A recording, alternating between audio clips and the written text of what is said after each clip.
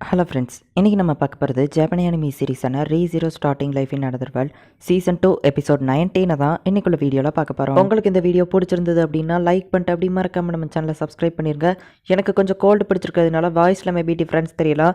இப்போதைக்கு கோல்டு சரியாகிற வரைக்கும் இந்த வாய்ஸ் தான் இருக்கும், அட்ஜஸ்ட் பண்ணிக்கோங்க. சரி வாங்க இன்னைக்குள்ள கதைக்குள்ளே போகலாம். இன்றைக்கி நம்ம பார்க்க போகிறது ரீ0 starting life in another world season 2 episode 19. நம்ம குட்டி எமிலியா அந்த சீல் பக்கத்தில் போய் பார்த்தா அந்த பேண்டோரா ஆல்ரெடி அங்கே தான் நின்றுட்டு இருக்கா. நான் இந்த சீலை நானே கண்டுபிடிச்சிட்டேன், ஆனால் இதோட கீயை எங்கே தேடியோ கிடைக்கல, நீ அதை எனக்கு தாரியா அப்படின்னு சொல்லி கேட்குறா.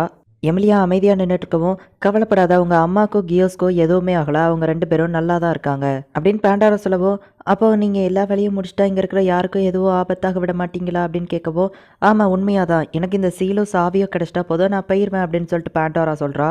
ஆனால் எனக்கு அந்த கீ எங்கே இருக்குங்கிறதே தெரியாதே, யாருமே என்கிட்ட அந்த கீயை தரல அப்படின்னு சொல்லிட்டு எமிலியா சொல்கிறா. அப்படின்னா எனக்கு வேறு வழி இல்லை, நான் அந்த காட்டையே மொத்தமாக அழிச்சு அந்த கீயை தேடிக்கிடுறேன் அப்படின்னு சொல்லவும், இல்லை இல்லை வேண்டாம், நான் எப்படியாச்சும் திறக்க ட்ரை பண்ணுறேன் அப்படின்னு எமிலியா சொல்கிறா. நீ அந்த விச்சோட டாட்டர் தான், அதில் சந்தேகமே இல்லை அப்படின்னு சொல்லவோ எமிலியாவுக்கு எதுவுமே புரியல. இப்போ எமிலியா அந்த கதவு பக்கத்தில் போகுமே அவளுக்கு ரொம்பவுமே பயமாக இருக்குது. அவள் வந்துட்டு உன் கையில் அந்த கீ இருக்கிற மாதிரி இமேஜின் பண்ணிக்கோ அப்படின்னு இன்ஸ்ட்ரக்ஷன் கொடுக்குறா. நம்ம எமிலியாவும் அதே மாதிரி இமேஜின் பண்ணி பார்க்குறா. அவள் கையில் ஒரு கீ வருது. உன் கண்ணுக்கு அந்த சாவி தெரியுதா அப்படின்னு பேண்டோரா கேட்கவும், அப்போ உங்கள் கண்ணுக்கு தெரியலையா அப்படின்னு எமிலியா கேட்குறா. ஆமாம், என்னால் அதை பார்க்க முடியாது, தகுதி இருக்கிறவங்க கிட்ட தான் அந்த கீ இருக்கும், நீ போயிட்டு இப்போ அதை தொற அப்படின்னு சொல்லவும், என்னால் முடியாது, நான் எங்கள் அம்மாவுக்கு ப்ராமிஸ் பண்ணியிருக்கேன் அப்படின்னு எமிலியா சொல்லவும், நீ ப்ராமிஸ் பண்ணதில் எந்த தப்பும் இல்லை, ப்ராமிஸை காப்பாற்றணும் அதுதான் ரொம்பவும் முக்கியம். ஆனால் சில இக்கட்டான சூழ்நிலைகள் வரும், அப்போ அந்த ப்ராமிஸை நீ பிரேக் பண்ண வேண்டியது இருக்கும், நீ எதை சூஸ் பண்ணணும்னு நீயே முடிவு பண்ணிக்கோ அப்படின்னு அவள் சொல்கிறா. எங்கள் அம்மாவுக்கு பண்ண ப்ராமிஸ் தான் எனக்கு முக்கியம், நான் திறக்க மாட்டேன் அப்படின்னு எமிலியா ஆள ஆரம்பிக்கிறா. நீ உன்னோட ப்ராமிஸை காப்பாற்றணும்னு நினைக்கிற, அதுக்கு நான் ஒத்துக்கிட்டேன், அதேமாதிரி என்னோட ஆசையவும் நீ நிறைவேற்ற அந்த கதவை தர அப்படின்னு அவள் பேசிகிட்டு இருக்கும்போதே ஃபார்ச்சுனா வந்துட்டு அவளை அட்டாக் பண்ணி கொன்றுதா. அவள் அப்படியே ரத்த வெள்ளத்தில் மதக்கா. எமிலியா நீ எதுக்காக இங்கே வந்த அப்படின்னு ஃபார்ச்சுனா கேட்கவும், அவள் ஒன்றை காப்பாற்றுறதுக்காக தான் வந்திருக்கா அப்படின்னு இறந்து போனவா அந்த இடத்துல வந்து நின்று சொல்லிட்டு இருக்கா. உன்னோட ஃபேஸை பார்த்தாலே தெரியுது நீ தான் எமிலியாவோட அம்மான்னு அப்படின்னு அவள் சொல்லவும், நான் உன்னை எமிலியாவோட அம்மா இல்லை, அவளோட அம்மா என்னோட பிரதரோட ஒய்ஃப், என்னோட சிஸ்டர் இன்லா தான் அப்படின்னு சொல்லிட்டு இவள் கத்தி எடுத்து அவளை கொள்ளுதா. ஆனால் அவள் திரும்ப திரும்ப வந்துட்டே இருக்கா. அவளை ஒரு தடவை அட்டாக் பண்ணும்போது எமிலியாவை அட்டாக் பண்ணிருதா. ஐயோ சாரிடா செல்லம் அப்படின்ட்டு போகும்போது பார்த்தா அதுவும் இல்யூஷன் தான், அது அந்த சோனியாக்காரி தான். நானா எமிலியாவான்னு கூட உனக்கு வித்தியாசம் தெரியல அப்படின்னு பார்த்தா எமிலியா அங்கேயே தான் நின்றுட்டு இருக்கா. இதே மாதிரி நான் ஒன்ன மாதிரி மாறி உன் வயசுலேயே எமிலியாவை கதவை திறக்க சொன்னா அவள் திறந்துருவா. எமிலியா உனக்கு பண்ண ப்ராமிஸை காப்பாற்றணுங்கிறதுக்காக தான் அந்த சீலை இன்னும் திறக்காம இருக்கா அப்படின்னு பேண்டோரா சொல்லவும், அப்படியே ஃபார்ச்சுனா ஷாக் ஆகுறா. உங்கள் ப்ராமிஸை நான் மதிக்கிறேன், நீங்கள் அந்த சீலை திறந்துட்டீங்கன்னா நானும் உங்களுக்கு ஒரு ப்ராமிஸ் பண்ணுறேன், இந்த இடத்த எதுவுமே பண்ண மாட்டேன், யோசிச்சு சொல்லுங்கள் அப்படின்னு பேண்டோரா ஃபார்ச்சுனா கிட்ட சொல்கிறா. ஃபார்ச்சுனா போயிட்டு, எதுக்காக எமிலியா இந்த இடத்துக்கு வந்து ஆர்ச்சி கூட தானே போயிட்டு இருந்தான்னு கேட்கவும், ஆர்ச்சி தான் என்னை இறங்கி ஓட சொன்னார், ஆனால் நான் இந்த இடத்துக்கு உங்களை காப்பாற்றுறதுக்காக வந்தேன்னு சொல்லவும், ஒன்று நினச்சா எனக்கு பெருமையாக இருக்கு எமிலியா, நீ கொடுத்த வார்த்தையை காப்பாற்றிருக்க, அந்த ப்ராமிஸை பிரேக் பண்ணலை அப்படின்னு சொல்லி அவள் பாராட்டுறா. உங்கள் யாரையும் நான் எதுவும் பண்ண மாட்டேன், நீயே எமிலியாவை அந்த சீலை ஓப்பன் பண்ண சொல்லு அப்படின்னு சொல்லவும், கண்டிப்பாக அது மட்டும் நடக்காது அப்படின்னு ஃபார்ச்சுனா பேசிட்டு இருக்கும்போதே பார்த்தா கியோஸ் அந்த இடத்துக்கு வரான். 2 பேரும் சேம் டைமிங்கில் பேண்டோராவை அட்டாக் பண்ணுறாங்க.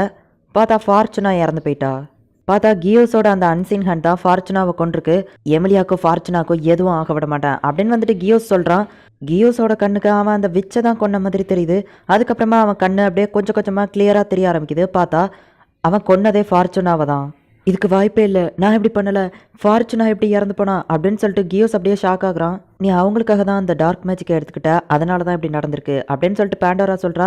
இல்லை இதுக்கு வாய்ப்பில்லை, இதுக்கு வாய்ப்பில்லை, நான் இப்படி பண்ணல, இதுக்கு வாய்ப்பில்லை அப்படின்னு சொல்லிட்டு அவன் மென்டல் மாதிரி கத்த ஆரம்பிக்கிறான். நல்லா இருந்த கியோஸ் இந்த இடத்துல தான் மென்டல் மாதிரி மாற ஆரம்பிக்கிறான். இப்போ அவங்களுக்கு தெரிஞ்சிருக்கும் கியோஸ் வந்து ஃபியூச்சரில் சுபாரு கூட எதுக்காக ஃபைட் பண்ணுறான்னு சொல்லிட்டு. ஏன்னா ஃபார்ச்சுனாவை கொன்னதில் அவன் மென்டல் மாதிரி மாறிட்டான்.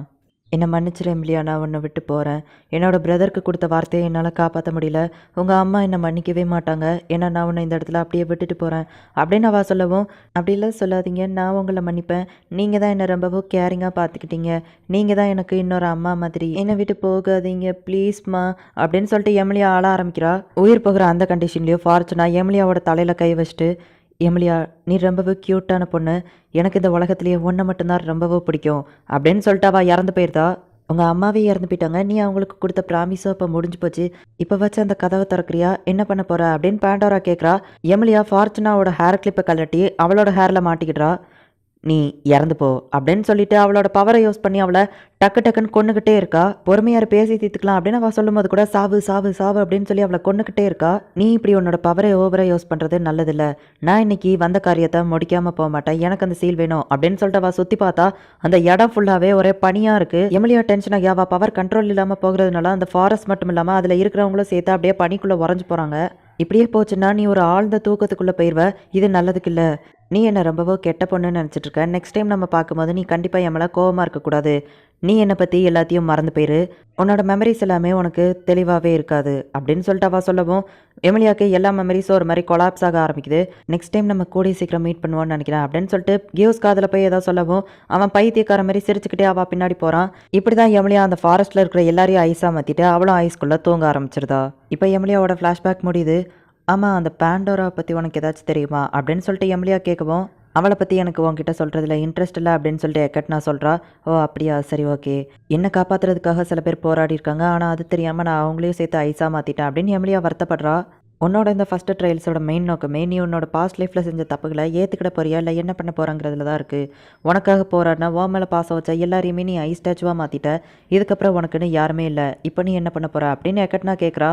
நம்ம சுபாருவாவை மனசில் நினச்சி பார்த்துட்டு எங்கள் அம்மா என்னை கஷ்டப்பட்டு காப்பாற்றிருக்காங்க. அவங்க ஆசைப்பட்டபடி நான் சந்தோஷமாக வாழணும். நான் அப்போ ரொம்பவோ சின்ன பொண்ணு, எனக்கு விவரமே தெரியாது அண்ட் எப்படி அதை ஹேண்டில் பண்ணணுங்கிற அறிவோ கிடையாது.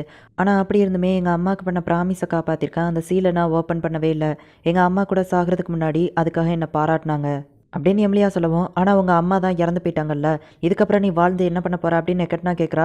ஐஸ் ஸ்டாச்சுவாக மாறின எல்லாருமே இன்னும் தூங்கிட்டு தான் இருக்காங்க. அவங்க எல்லாரும் நான் காப்பாற்ற வருவேன்னு சொல்லி எனக்காக வெயிட் பண்ணிட்டு இருக்காங்க. என்னால் மட்டும் தான் அவங்க எல்லாரையும் காப்பாற்ற முடியும் அப்படின்னு எமிலியா சொல்லவும், ஆனால் உன்னை எல்லாரும் வெறுக்க தானே செய்கிறாங்க அப்படின்னு எக்கட்னா கேட்கவும், எங்கள் அம்மாவுக்கு என்ன ரொம்பவோ பிடிக்கும், சுபாருக்கும் என்ன ரொம்பவோ பிடிக்கும், அவங்களுக்காக நான் போராடுவேன் அப்படின்னு எமிலியா கான்ஃபிடென்ஸோட சொல்கிறா. ஆனால் இது எல்லாமே நடந்து பல வருஷம் ஆச்சு, அது எனக்கு தெரியும். நான் எல்லாருக்கிட்டையும் மன்னிப்பு கேட்பேன். சொர்க்கத்தில் இருக்கிற எங்கள் அம்மாவுக்கு கூட கேட்குற அளவுக்கு நான் கத்தி அவங்க எல்லாருக்கிட்டையும் மன்னிப்பு கேட்பேன். ஆனால் என்னோட முயற்சியை மட்டும் நான் கைவிட மாட்டேன் அப்படின்னு சொல்லிட்டு எமிலியா கான்ஃபிடென்ஸோட சொல்லவும் அந்த இடம் பிரேக் ஆக ஆரம்பிக்குது. நீ இந்த ட்ரையல்ஸில் பாஸ் பண்ணிட்ட, உனக்கு ஓவர் கான்ஃபிடென்ஸாக இருக்குது. நீ உன்னோட பாஸ்ட் லைஃப்பில் நடந்த விஷயத்த ஓவர் கம் பண்ணி வந்துட்ட. இதுக்கெல்லாம் காரணம் யாருன்னு எனக்கு தெரியும். இன்னொரு 2 ட்ரையல்ஸ் தான் உனக்கு இருக்குது அப்படின்னு சொல்லிட்டு அவள் சொல்லுவோம். இன்னும் 2 இருக்கா அப்படின்னு சொல்லிட்டு எமிலியா கேட்குறா. ஃபஸ்ட்டு ட்ரையல்ஸை நீ ஈஸியாக முடிச்சிட்ட, ஸோ 2வது ட்ரையல்ஸ் உனக்கு அவ்வளோ கஷ்டமாக இருக்காது அப்படின்னு சொல்லி எக்கட்னா சொல்கிறா. ஓ அப்படியான்னு கேட்கப்போம், நீ ஓவர் கான்ஃபிடென்ஸாக இருக்குது எனக்கு சுத்தமாக பிடிக்கல அப்படின்னு எக்கட்னா வில்லத்தனமாக சொல்லவும், ஆனாலும் எனக்கு ஒன்று பிடிக்கும் அப்படின்னு எமிலியா சொல்கிறா.